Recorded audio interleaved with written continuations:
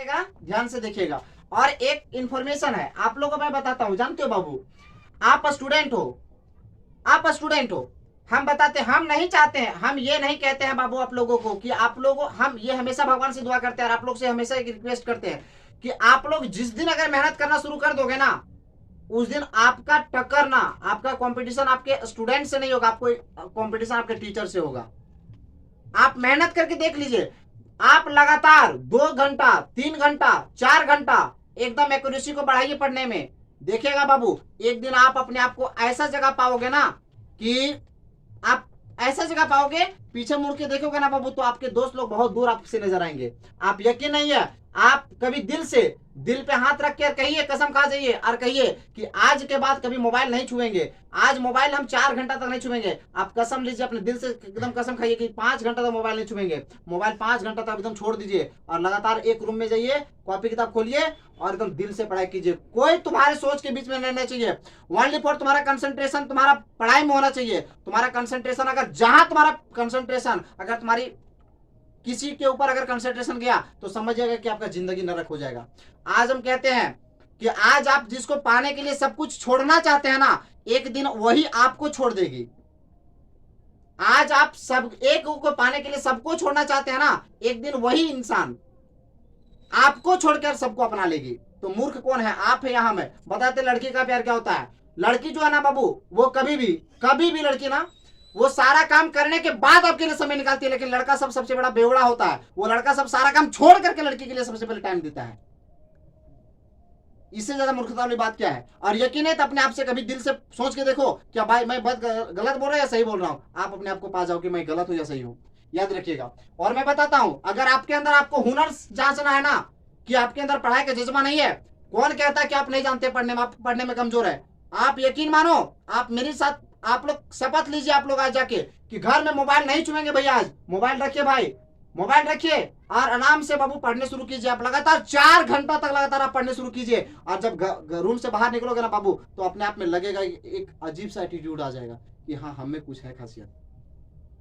और यकीन नहीं है तो मैं आप लोग से एक रिक्वेस्ट करता हूं कि आप लोग आज ये काम करके देखिए, आप लोग खुद मेरी बातों को ट्रू साबित कर दोगे, सही साबित कर दोगे। यकीन नहीं तो करिए। आप लोग बता देते हैं तो बाबू, एक स्टूडेंट लाइफ ऐसा लाइफ है ना, अभी अपने आप को जितना सबसे दूर रखेगा, जितना अपने आप को जितना खींचेगा, जितना अपने आप को अपने आप खींचेगा, जितना खींचेगा और अचानक छोड़ेगा ना बाबू, उतना दूर वहां जाकर निशाना गिरेगा।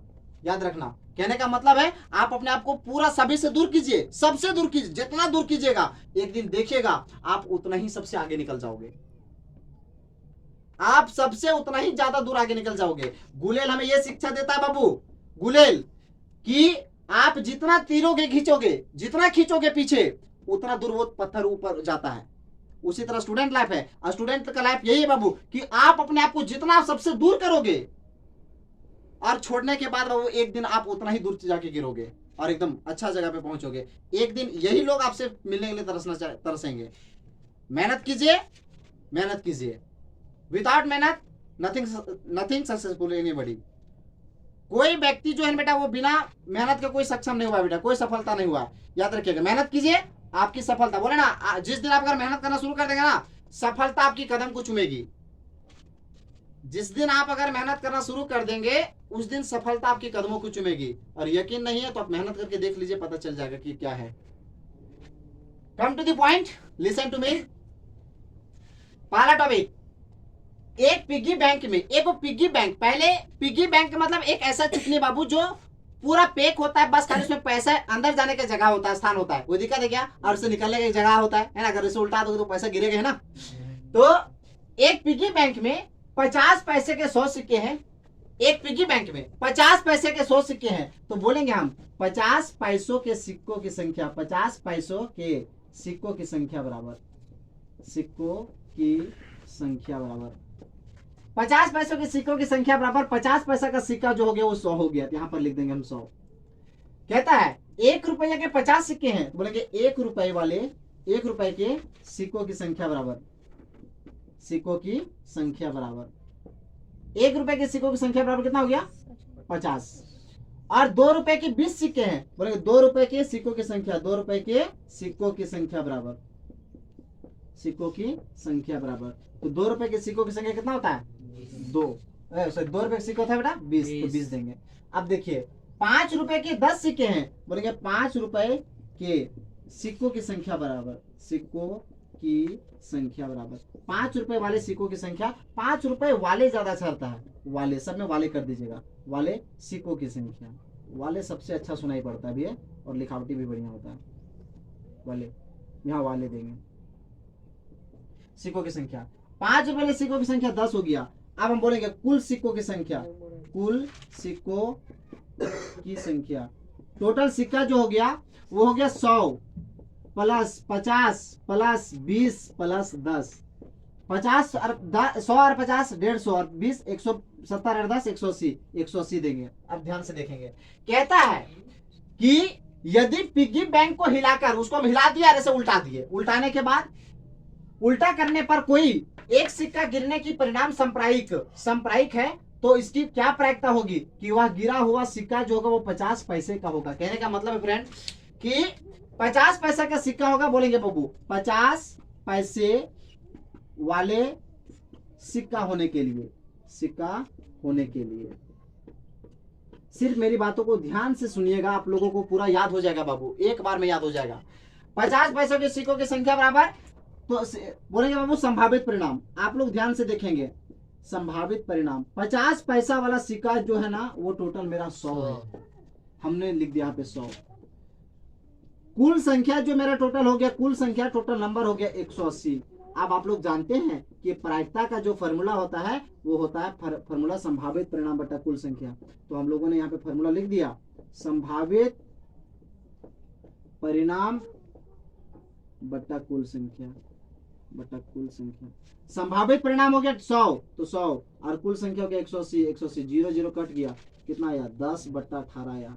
अब हम बताते हैं ये 10/18 आया, यहाँ लिखेंगे हम 10/18, देखो दोस्त 10/18। अब आप जानते हो बाबू, इसको एक बार काटिए, 2 5 10, 2 9 18, 5/9 इसका आंसर। ये प्रायिकता का फॉर्मूला, प्रायिकता हो गया इसका आंसर।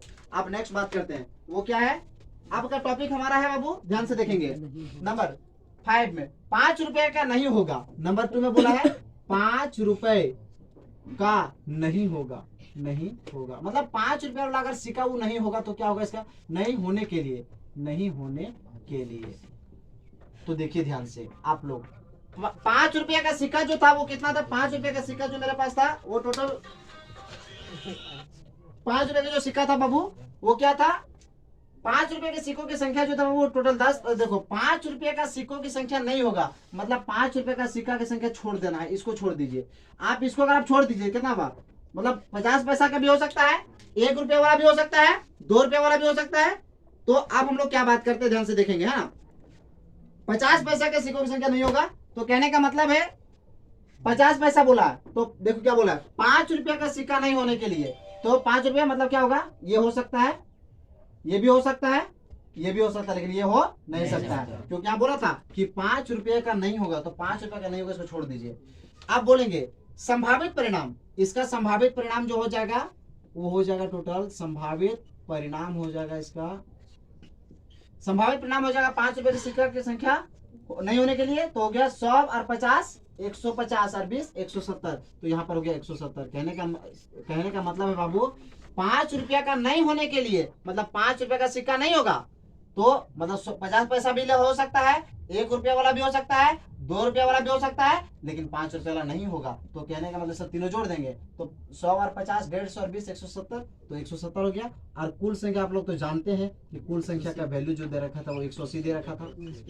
अब आप लोग जानते हैं प्रायिकता के फॉर्मूला भी जानते हैं कि प्रायिकता का जो फॉर्मूला होता है वो होता है संभावित परिणाम बटा कुल संख्या, संभावित परिणाम बटा कुल संख्या, बटा कुल संख्या।